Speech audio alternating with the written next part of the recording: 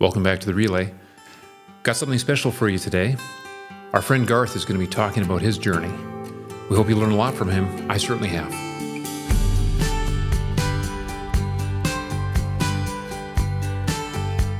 So one of the things that I want to maybe roll right into is swimming. It's obviously supposedly one of the best sports, I think it is, for fitness and maintaining a good, healthy weight. But as you've shared with me previously, one of the inspirations for your fitness journey to swimming has been some challenges with weight. Garth Anders? Absolutely. So I'm glad this is a safe space because I confess I'm the runner out of this group. So please don't judge me. But I do like swimming. But I can start a little further back about where it all began for me. How far do you want me to go back? Right at the beginning? Right to the beginning. All right. So I think it was 1977, Starry Night. A loving mother and father and a bottle of whiskey and maybe a broken condom. 9 months later, here I am. This was in New Zealand, and I grew up there. So I wasn't terribly active in New Zealand. Like, we were playing outside a little bit. Our schools had various pools and whatnot, and I knew like how to kind of swim, but not competitively or anything like that. And I got into the computers. My Commodore 64 was my first love. I love that machine more than anything. And around 11 is when I moved to Canada. So my dad's Canadian, my mom's a New Zealander, and it's long, dark winters up there. And I wasn't too social. I was a bit of a loner, I kind of would escape into my computer. That would be my area. So any sort of physical activity totally went out the door come wintertime because I had computers. It was great. Video games, it was really my kind of passion. My father would always tell me, you should go outside, build some character, chop some wood for me. Then I'd often think like, well, what kind of character are you going to build by wielding an axe? So, things like that, and I'd begrudgingly do those kind of things, but for the most part, never competed in team sports, never really was involved. I had a small group of friends all around computers, and that's where actually my career is today. With that came a lot of late night gaming and late night pizza eating. I'm pretty sure Pizza Hut, just like if they had like a recurring option for pizza where they just bring you the pizza each day, that would have been like, I would have been broke by then. But anyway, so I didn't really notice the weight. It wasn't a thing. And I think I was actually, when I was 18, we're walking somewhere from school. Actually, we're probably walking to KFC to get poutine. Everything was around food or arcades. And he made a comment that it's like I was kind of overweight. And I never knew that, never saw that. And it just kind of sat in the back of my mind. So in my 20s, I moved to the Lower Mainland, Vancouver, BC. And that's when I came here to go to school, find a job. Never really went to school, did find a job into computers thanks to the video games that I played, despite my dad telling me that video games won't get me anywhere. Take that. Anyway, I came here and I kind of focused on that career, and I did really well, and I kind of got bigger and bigger, and there was some various times where I did get a little bit fit. I tried like, okay, I want to get into shape. And it worked for a few months. Then it didn't work. Tried a few sports here and there, like snowboarding. But again, small stints here and there. I think at the maximum, I was probably around 280 pounds, I would say. I think the highest recorded weight that I've ever been at was like 260 pounds. And I remember back then, it was really difficult because I knew that if I just lost the weight, it would solve all these problems, like solve all these issues or mental states that I always kind of attributed to, well, you're fat, Garth. You're never going to find a girlfriend when you're overweight, or all these problems that you have are probably because you're overweight. But if you lose the weight, those problems just go away. So that was just the mental attitude. And then also back then too, I didn't know how to lose the weight. I didn't know what to do. So Eventually, I did meet someone. We dated for a while, got married, and everything was great. But work still was a big focus, and I would be so driven to do these jobs. And I got to do some pretty amazing jobs. I was, in fact, actually, my first interaction with sport was through the Vancouver 2010 games. So I was one of the architects for the web platform there. And it was really inspiring hearing stories of athleticism, hearing stories of what people give to just be there. And I really loved that, but I really had no concept of what sport was. But I was, pretty big. Maybe competitive eating, that would have been my sport. And that's about as athletic as I got. Anyway, so I kind of hit a breaking point where I even remember this day, I was sitting on the couch and I could just feel like my heart beating. Kind of like that episode of The Simpsons where Homer is like, what's that ticking sound?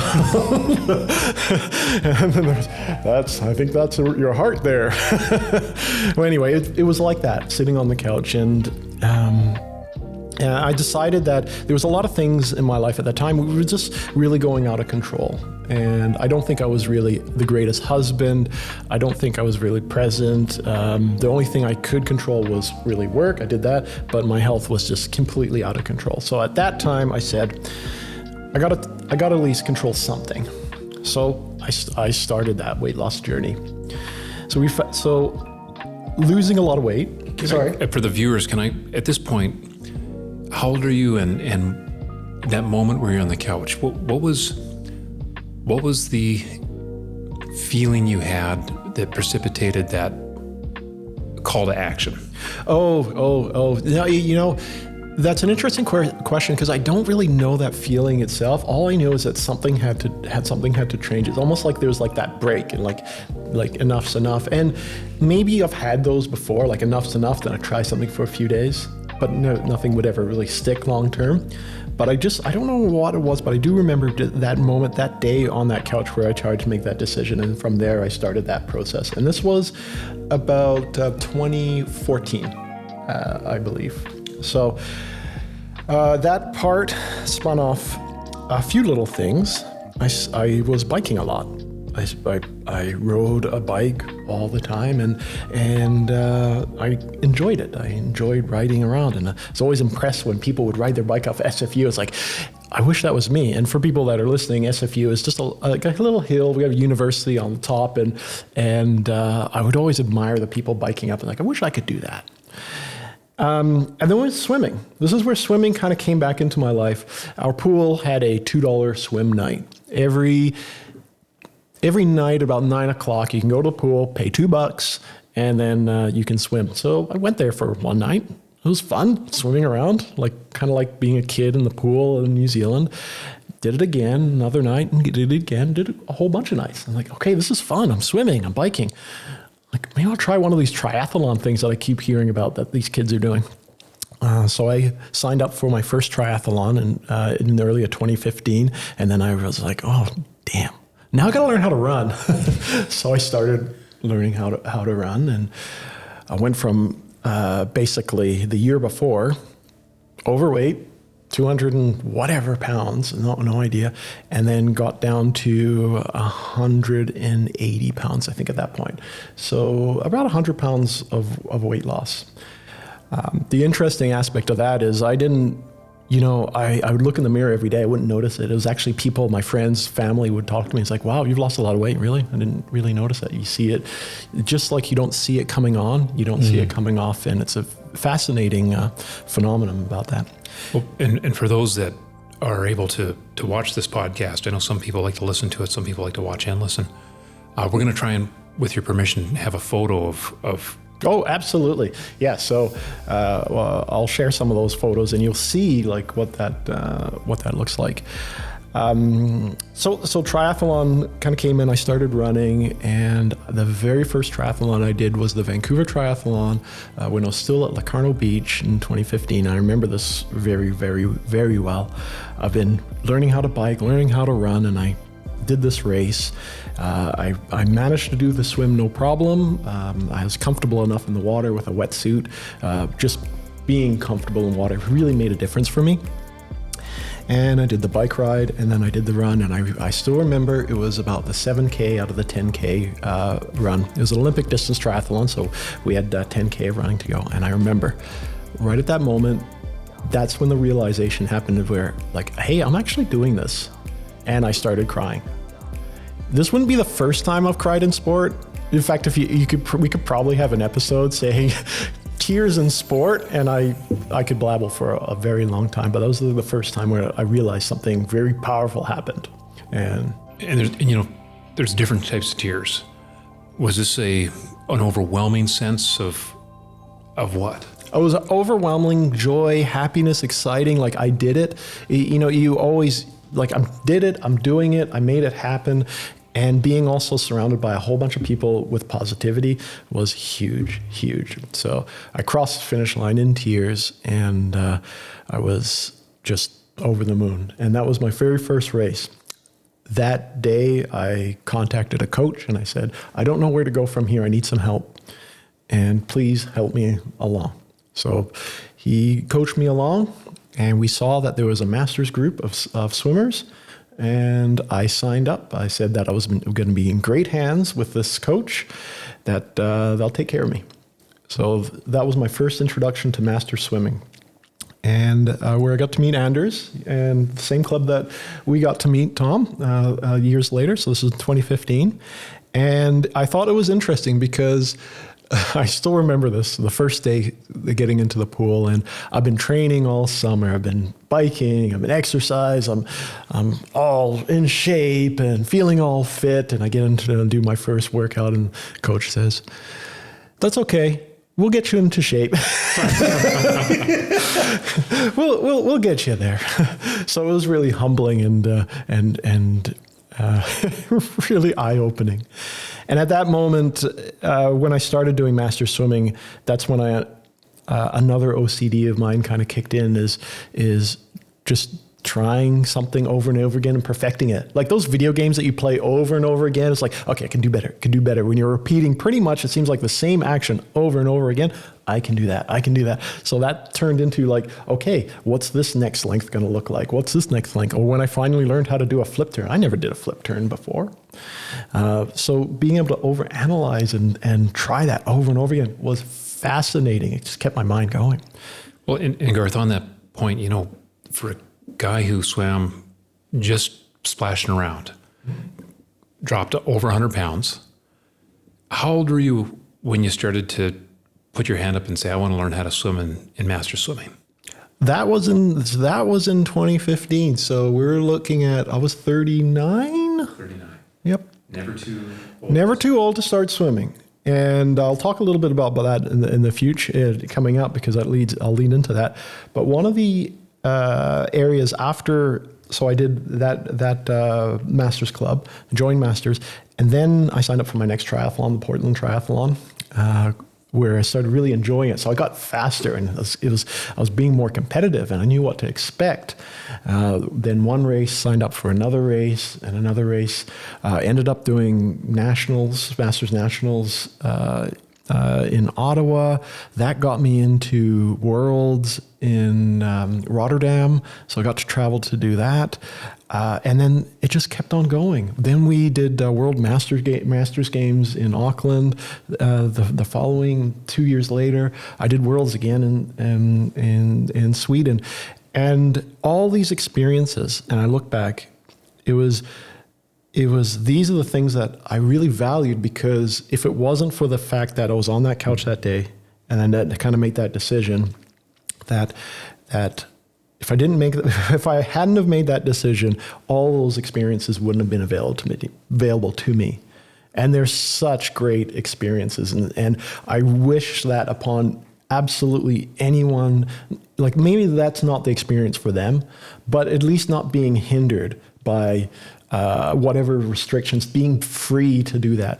So I've always made it my kind of personal life mission, I guess, that if anyone needs a hand with like weight loss or anything like that, I would always help in any capacity. I'll never charge for like such a service. I'll never write something that to get paid, because I think it's like, it's like cancer treatment. You shouldn't profit from this. This is something that every basic human should know how to just manage their weight in a way that's responsible and in a sustainable way.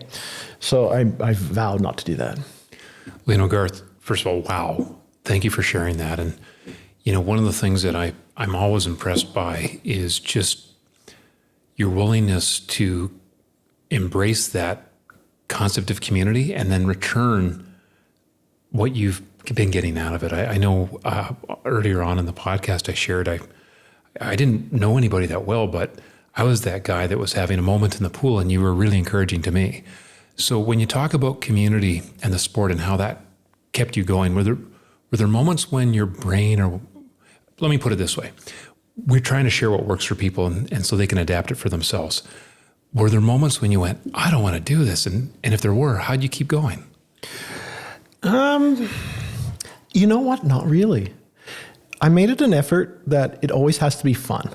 If it's not fun, then you're doing something wrong, right? Then it's not sustainable. And I really believe that. You might do something for a bit, but if it's not fun, you're not going to do it. We've done some pretty amazing swims. Anders and I have some great stories of different things that we did. And, on paper, it might not sound like fun, but the experience was fun, was absolutely fun. And that's what brings us to these kind of decisions every single time.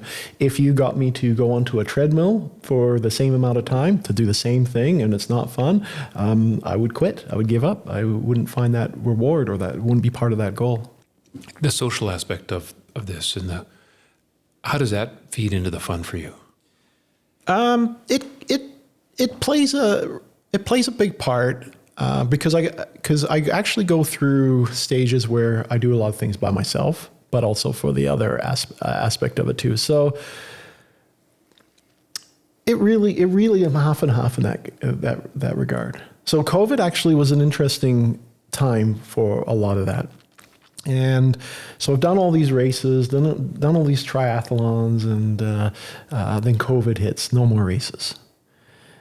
And one of the approaches I took mentally on this one was to think, okay, well, I can't do X.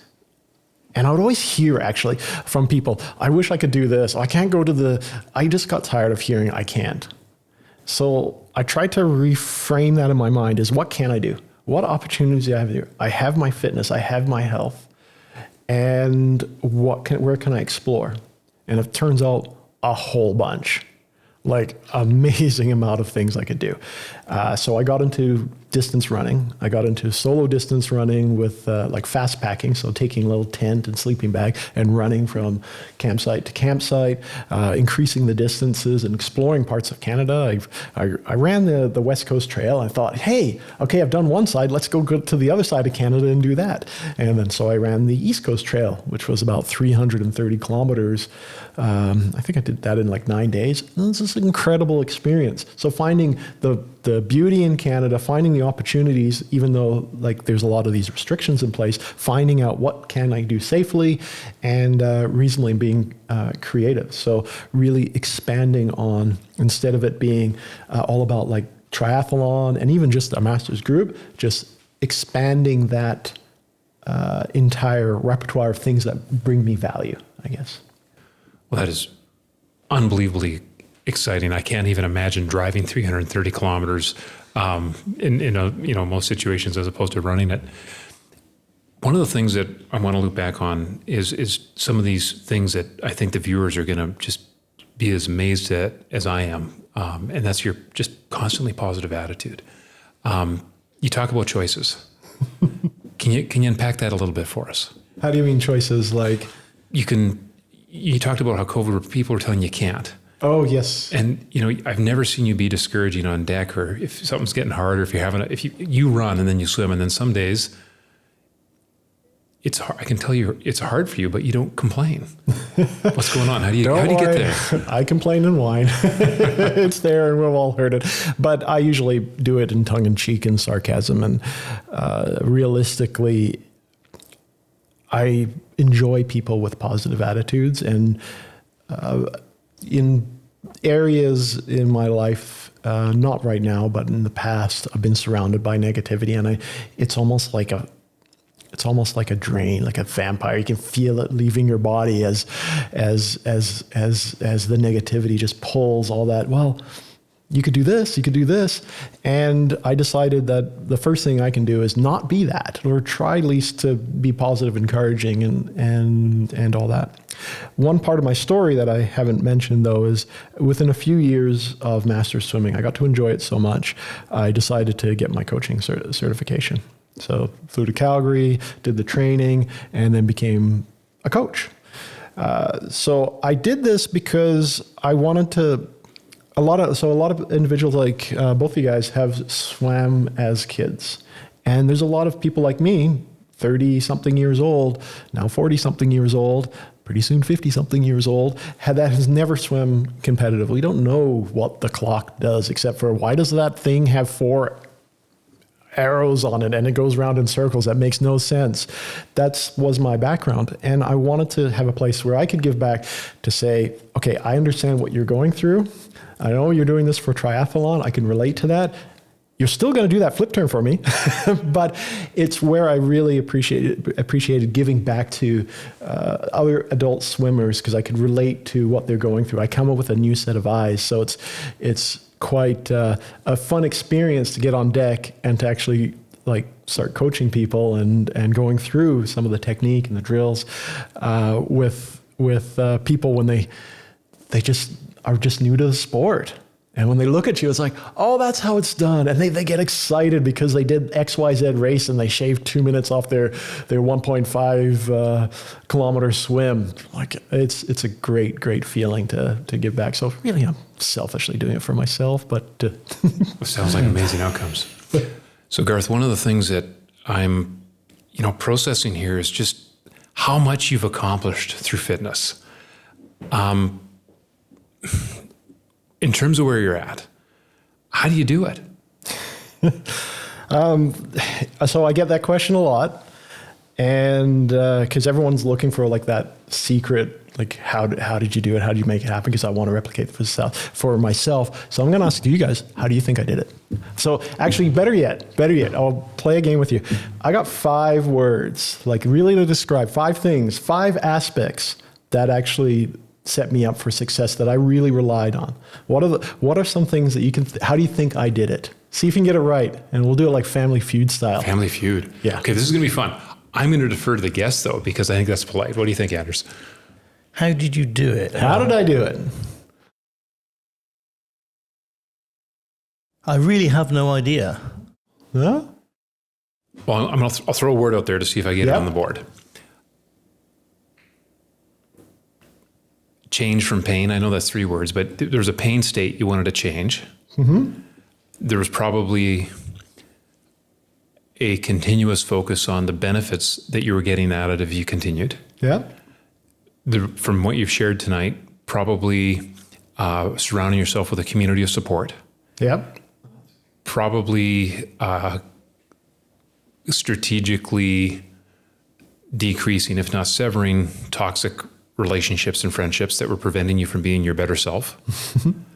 And then finally, having someone that would hold you accountable to keep going in those moments where you might start to not want to necessarily get your better score, to use your gaming analogy. Oh, excellent. I'd like to say it was all of those things, but those things actually did happen, but I wouldn't say that they were the most contributing factors. And a reason why I asked this, because I think this is fascinating. I think it's a fascinating topic, because when people look to I want to lose weight, the first thing that comes to their mind is, oh, I have to go to the gym, I have to diet or exercise, I have to do all these kind of things. And I like asking that question because often the media kind of skews what you think you need to do versus what you actually have to do. So the things that are really important to me, number 1 out of above everything is just your diet. I have numerous charts that show how many calories I've eaten and how much training I've done. I can show charts of where you can see the climbing of how many hours a week that I'm exercising, and then my weight's going up. You cannot outrun that fork, no matter how hard you try. That's number 1. The second part which was a big aspect, is just knowledge, just knowing what I was eating, knowing what works for me. That was a huge part, knowing exactly the individual foods. I don't have to go into great detail of like what the different macronutrients of those. No, I just needed to know what I'm putting in my body. Sometimes I'd even forget what I ate. In the evening, I'd realize, like, did I eat that? Oh, I ate that? I ate that too? Garth. Bad Garth. That's terrible. So knowledge played a big factor of it. And consistency, like being able to be consistent and apply whatever plan I put in place, because planning also is the next part. Planning for success is huge, even if it's weight loss or fitness or anything. Having that plan is just, it's essential on that one. And then the last one was just patience. Patience. That was really a big part. Being patient with yourself, being patient that it's going to take time, and it will happen. And I didn't actually start doing any sort of exercise when this started. It just started with me reducing what I ate, and I was consistent and learning about the food. And I did it week after week, and it just worked. I just saw the results, and I say it was easy. And the reason why I asked the question, how do you think, is because a lot of people are programmed into, you watch television, and you see like shows like The Biggest Loser, where people are just struggling and putting so much effort into losing X amount of pounds, like on whatever treadmill, elliptical, and then they go to the weigh-in and people think that, oh, I have to do that. I have to put in that amount of work, but it doesn't check off that's sustainable, and it never will last, unfortunately, because it's hard to sustain. So all the things that I did were just small incremental changes that over time added up. And the other thing I want to kind of just bring out is I always hear like, that's amazing and that's incredible. For anyone that's listening, the thing that I want to really, really emphasize here is it's not. Like, there's nothing amazing about what I did. And I don't want people to think that, oh, that's amazing because this guy did that, but that's out of my reach. You see about these amazing feats of people doing, and it's, oh, that's great, but that's not me. No, there's nothing amazing about this. It was just small little things I did over and over and over again that netted to what we see today. So I want to clarify that, mainly because I wanted to ensure that this is within everyone's reach. It's not just something that I can do or that's special. Absolutely. I want to make sure that people feel encouraged to do this and feel motivated to strive for these kind of goals, and be okay with defeat and failure at some time, and learning from that, and trying again and getting up again. So my story, I don't think it's amazing, incredible. I just think it's just consistency and little changes, and being patient. Well, one kind of question that comes to mind is, in the context of you just kept doing it. One of the lines that I like is, if it's going to be, it's up to me. How much ownership do you need to execute what I hear you say was a simple plan? 100% ownership. Because in the end, it's your life, your body, your control. It helps having accountability. It helps having people to talk to. But in the end, it's the only person I can look to, and the only person I'm looking in the mirror is myself. Garth, thanks for sharing your story, and your change has been phenomenal. I will say, though, you're such a great guy. I hope you don't change anymore. No, it's just your encouragement is what I mean by that. It's just, you just bring so much joy to every time we hang out. So thank you for sharing your story tonight, and awesome. Hey everybody, Vance from The Relay.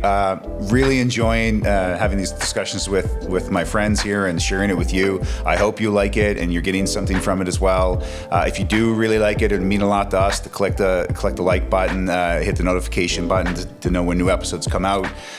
Look in the description for links for anything we're putting out forward in the future. Just happy to be on this journey with you all, and looking forward to delivering more content to you in the future.